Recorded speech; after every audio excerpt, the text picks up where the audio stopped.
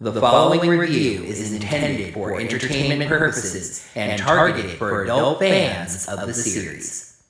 Hey now, Javi's gonna be able to buy. Hey now, you're an all-star. Get your game on, go play. Hey now, you're a rock star. Something paid.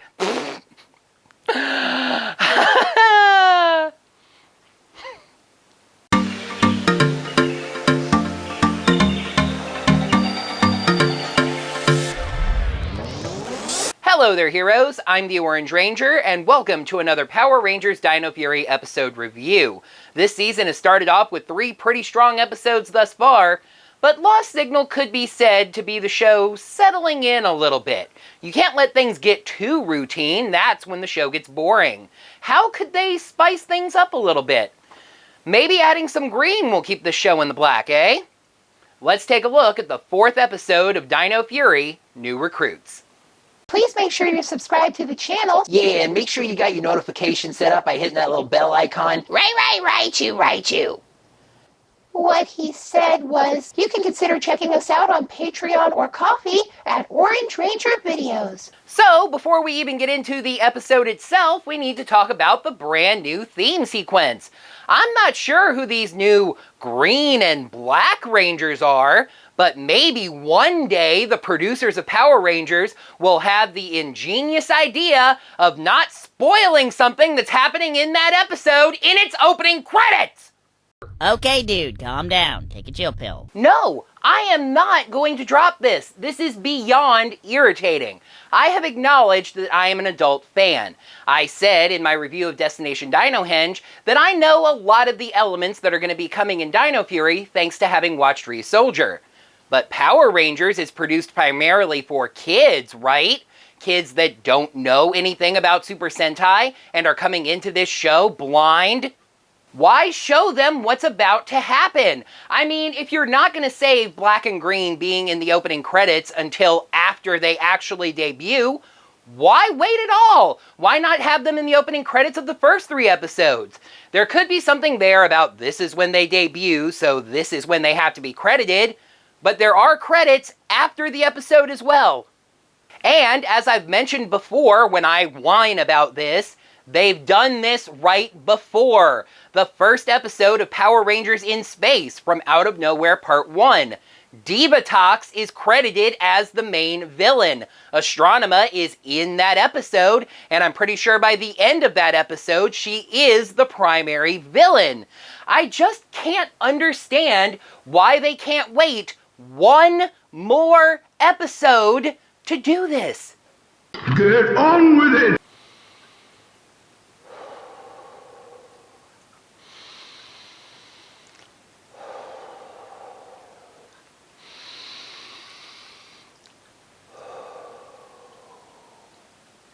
For a change, we start out with the villains returning to Area 62. Mucus has found a newly hatched Sporix beast, and despite the fact that it's introduced twice, including a "My name is" line, its generic gravelly villain voice makes the name kind of hard to make out, especially since it's kind of a complicated name. The monster's name is Drachnarok. Void Knight isn't really interested, however, since they're working on their own addition to their ranks. A big robot that looks like a walking castle, whose name is Boom Tower. Boom Tower is not very bright, but is incredibly strong. However, Void Knight says that they could be stronger with the help of a special orb that's at the local museum. They tell Drachnarok to go steal it, but Boom Tower says it's for them, so they're going to do it. Mucus asks to come along too, and Void Knight hatches a plan for the 3 of them. Meanwhile, just in case the Rangers have to go see a psychic again, they're trying to get Zato a job. He's interviewing for a reporter job at Buzz Blast. As Ollie and Amelia wait for his interview to conclude, they see a man waiting at Jane's office in black leather playing a harmonica that Jane can probably hear inside her office while interviewing Zato, so that's not really polite or all that good of an idea. He says he's getting a job to save up money to buy a keytar, which is a keyboard that you play like a guitar. Jane comes out with Zato and says the two men are the finalists for the position, so she's going to make them do unpaid labor for Buzzblast as a test to get the job. Javi is going to do a story on the Nephrite Orb, the mysterious orb that the villains are after, that's supposed to have mystical powers. But why? Why would you do that? Why would you do any of that? But Jane, I thought Buzzblast didn't do stories about the paranormal. Maybe the whole Sporix Beast thing has changed her tune on that. Zato gets an assignment about a local girl named Izzy Garcia that's a star athlete over at Pine Grove High School. They head over there and find her throwing javelins, and there's a tiny but really excellent little sound detail right here. The background music we hear as we're led up to Izzy fades when she takes her headphones off. Like that's the music that she was listening to. Zato explains what he's doing there, but Izzy says that she doesn't do interviews, just wanting to practice her spear throwing. Zato says he knows a thing or two about throwing spears, because he's a knight, and he offers her a deal. He'll give her a tip on increasing her spear distance if she gives him an interview. She's interested enough to hear what he has to say. His well-learned, well-earned tip for increasing spear throwing distance is to throw the spear at a slight upward angle. Excuse me, the f*** did you just say? She is a star athlete at the local high school, and your tip to increase her spear throwing distance is to throw the spear up. Guess what? She apparently didn't know that. She tries it and gets her furthest throw of the day. Impressed, she agrees to the interview. During the interview, she drops a plot detail that a lot of people picked up on previously, but I honestly, and I will admit this, didn't put together right away. Izzy Garcia. Warden Garcia. Yes, Warden Buzzkill is Izzy's dad. Well, technically her stepdad. So we jump over to Javi at the museum, but honestly his scene feels like it was cut a little bit short. He asks the curator about the orb having special powers, which he chuckles at, but before he can even answer, the villains beam in and start looking for it, Javi hiding nearby. They claim the orb, which seems to be floating inside of the box it's in. Maybe that's its mysterious power. Javi calls the Ranger hotline and starts talking before the phone finishes dialing. Ollie gets the call from Solon, and the Rangers excuse themselves from the interview. Boomtower takes the orb out of the box, feeling its raw energy and power, before they are confronted by Park Warden Garcia, demanding that they drop it. Why? Okay, it's time to discuss something else that Simon Bennett has said about this show. Do you remember me mentioning before how the Rangers went to warn the authorities about the Sporix, but they went to the park ranger headquarters and that was really weird? And now we have a park ranger confronting monsters in the city? This is because Warden Garcia was not written to be Warden Garcia. He was written to be Sheriff Garcia. Okay, I guess that makes sense. Yes, the character of Mr. Garcia was written to be a member of armed law enforcement. Why the change? You can probably piece that together. In the era of movements like Black Lives Matter, having a police officer on your show is kind of a charged situation. Now, this is not making a statement on either Black Lives Matter or Blue Lives Matter, though if you read my Twitter, you probably know where my thoughts generally lie on that. Just to say that these days, it is pretty tricky to have a police officer character on your show. So, kind of at the last minute, they decided to make him a park warden instead. However, that is going to lead to some really strange disconnects like this one. Why is a park warden confronting monsters in the city for stealing something from a museum? Again, I get that the change was incredibly last minute, but this still feels like something that should have been written around. Not just, well, he's a park warden now, let's roll with it. Moving right along. The Rangers Morph and my efforts to get these reviews shorter fly straight out the window so I can mention even more minutia. I previously mentioned how the Rangers, when they morph, stick the keys right above the morpher but don't try to put it in, because that's kind of going for a whole shot, and if you miss, it's a blooper. Well, it seems like by this point they'd picked up on that. They still stopped short of putting the keys into the morpher, but then there's a zoomed in shot of the keys going into the morpher. And I've already used up both Get On With It and Moving Right Along, so let's just keep going. The Rangers fight Boom Tower basically to a standstill, but they do manage to knock the orb away. Hobby hears Boom Tower say that the orb's power would make them invincible, so he gets brave, snatching the orb and taking off with it in the Warden's car. Boom Tower and Ragnarok, and by the way, the name thing with Ragnarok officially turned into a gag. Nobody else can remember what it is, so he keeps having to repeat it, are tied up in the Grabby Keys chain, so Mucus says, "It's Morphin' Slime!" and slimes onto the car to be brought along with Hobby. The Rangers check on the Warden, who says he needs medical attention, so they teleport with him to the medical center. Insert comic relief scene here. Seriously, it wasn't plot relevant, it sure as crud wasn't funny, and it was everything we were promised we weren't getting. Okay, actually yes, that is something I have to comment on as well. No, Simon Bennett never promised us that we weren't getting a comic relief duo. All he said is that the comedy would be spread around the cast. Here's the thing, there is a distinct difference between the Rangers cracking off a few jokes here and there, and two characters who only exist for stupid gags and to have a B unit so that some parts of the episode can be filmed at the same time. Everyone else in this episode has been incredibly serious, even Warden Garcia. There's less slapstick in the comedy, yes, but I don't care.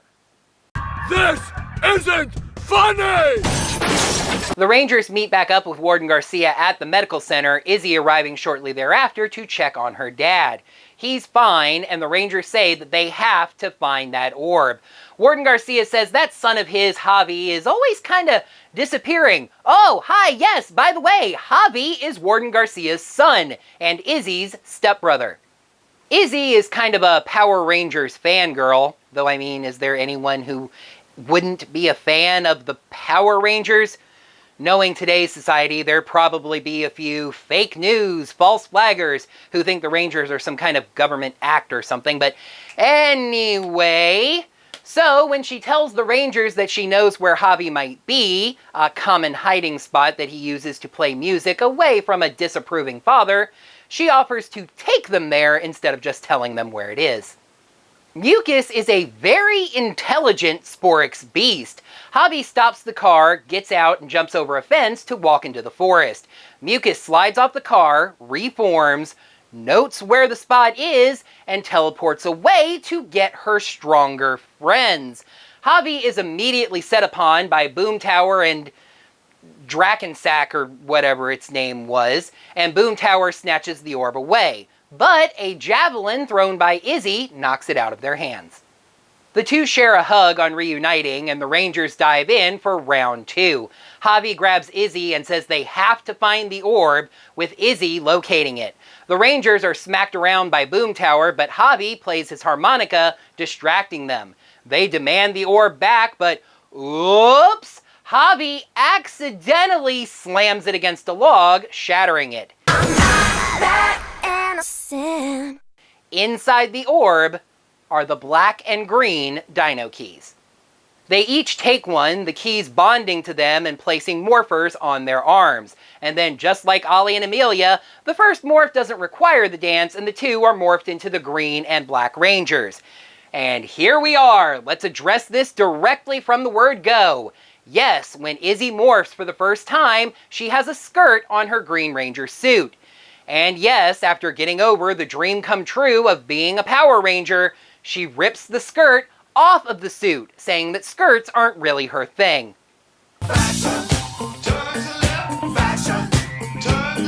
This became kind of a thing online, and it was one of those cases where some people started making a big deal about it, And then some other people started making a big deal about why those people were making a big deal about it. Count me as securely in the middle. Yes, I specifically mentioned that the original Dino Fury Green Ranger had a skirt, but it wasn't because I care whether female suits have skirts or not.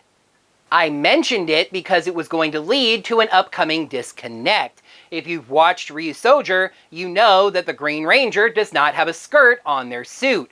You know they're going to use the Sentai footage, so they were faced with the choice of explaining the difference or digitally editing a skirt onto the suit in any Sentai footage.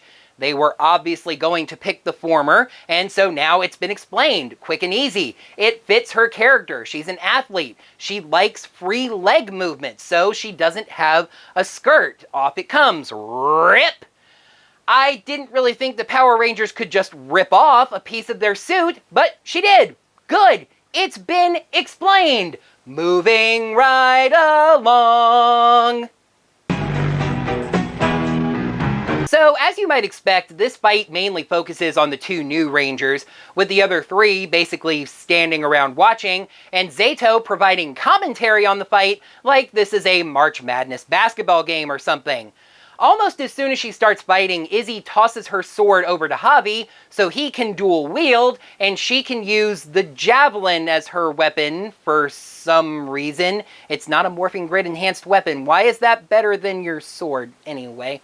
Later on, Javi tosses the sword back to Izzy, who catches it on the end of her spear, twirling it around and then hitting Boom Tower with it.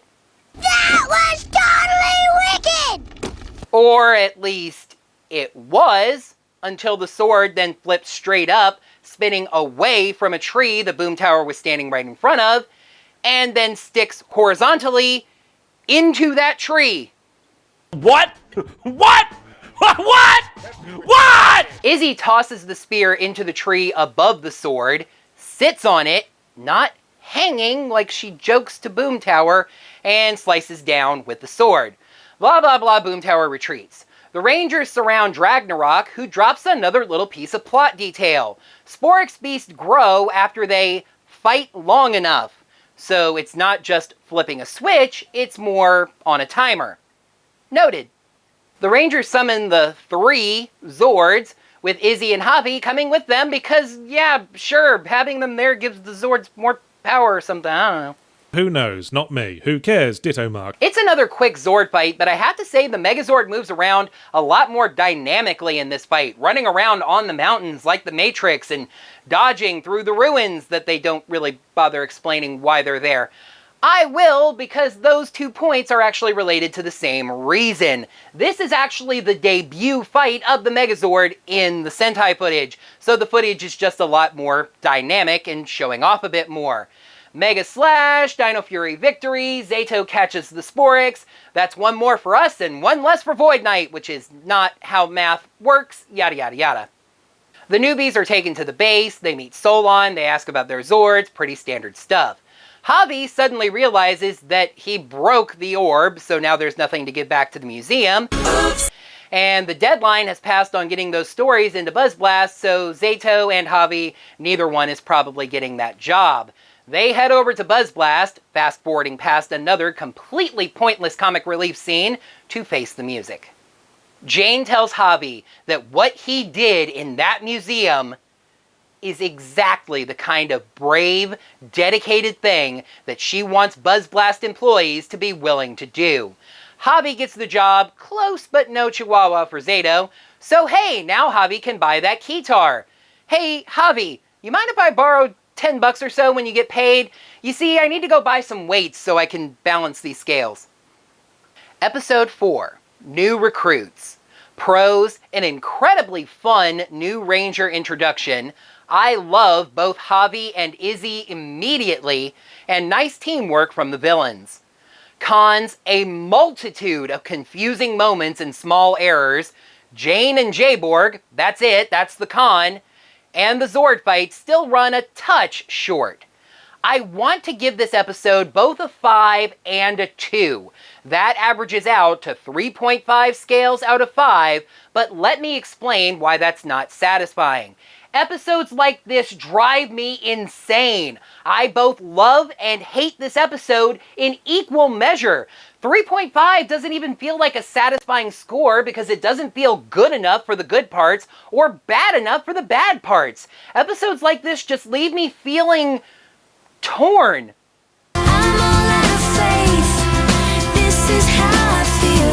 I am both incredibly old and a dork, but moving on. Just to me, there's a difference between an average episode that gets a 3.5 and an episode like this. I guess it's just a feeling of frustration that an episode like this can be so much more than it ended up being. The 5 out of 5 parts of this episode, Izzy, Hobby, the new Ranger stuff, all of that, should have me standing on my chair applauding right now. But the useless comic relief, swords that don't spin in the right direction, jokes about hamburgers and tacos, leave me like Ollie at the very end of the episode, rubbing my forehead. This was by no means a bad episode. It just had some really bad parts. Well, 5.5 pages deep from the reviewer who insists that they're trying to make shorter videos, let's wrap things up. And let's do so by taking a peek at the 5th episode of Dino Fury, Winning Attitude. Izzy is determined to win a big race with the help of her Special Olympics athlete cousin, Lily. After Lily misses a training session and Izzy rejects more help, her sportsmanship is put to the test. Quick little thought I actually had while filming this video. That episode clearly is going to have a very strong moral of the day. The moral of this episode is that new Rangers are cool. That's going to do it for another Power Rangers Dino Fury episode review. Thank you, heroes, so much as always for watching. Now that the video's done, you can let me know what you thought of this episode, as well as my review of it, down in the comments below. And while you're down there, make sure you smack that thumbs up button to let me know that you enjoyed this video. Until next time, heroes, may the power protect you. But Lost Signal could be said to have the show settling in a little bit, no? I've said in the first... I mean, if we're gonna include black and green in the opening... But, I don't know. There are credits after the episode. It's generic, gravelly villain ding. Void Knight, however, doesn't really care since it's busy work. Void Knight is not an it. I can say they or there, but Void Knight is not an it. She is a star athlete at the local high school, and that it can be incredibly tricky these days to include a police officer on your television show. I mentioned previously how the Rangers wouldn't actually stick the keys into the morpher, just get them right above it. So, there is a distinct difference between the character and to have a B unit so you can get some parts of the episode filmed at the same time. I don't know what the next line is. If you've watched Soldier, you know that the Green Ranger skirt, suit, and shirt, but that word's not involved. So they were either going to have to explain why that was, or digitally edit a green... So they're probably not gonna get it either. Izzy is determined to win a big race with the help of her... Izzy is determined to win a big race with the help of her Special Olympics cousin athlete